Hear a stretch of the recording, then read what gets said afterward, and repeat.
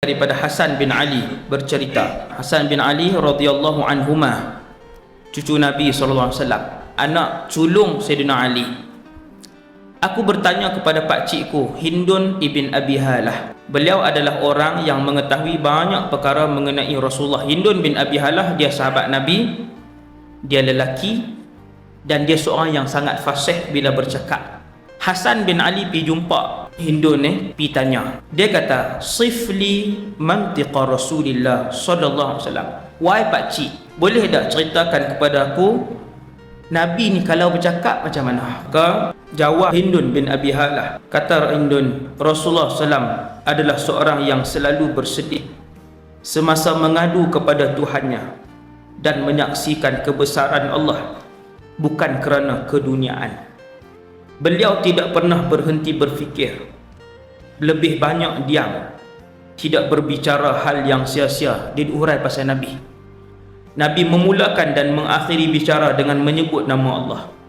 Nabi suka sebut bismillah, tak syarat bismillahirrahmanirrahim. Kemudian akhir juga Nabi akan mengakhirkan perbuatan juga dengan nama Allah. Nabi berbicara ringkas tapi penuh dengan makna. Kata-kata beliau terperinci, tidak berlebihan dan tidak dikurangkan. Kemudian dia sambung, beliau bukan seorang yang kasar dan tidak suka menghina. Beliau selalu mensyukuri nikmat Allah walaupun sikit dan tidak pernah pun mencela kurniaan yang diberikan. Kemudian kata Hindun, beliau tidak pernah marah disebabkan urusan dunia.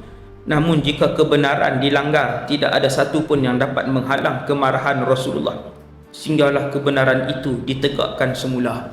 Jika menunjukkan sesuatu, Rasulullah menggunakan seluruh tapak telapak tangan beliau. Apabila berbicara, menjelaskan sesuatu, beliau selalu memukulkan telapak tangan kanan ke perut ibu jari kiri macam ni.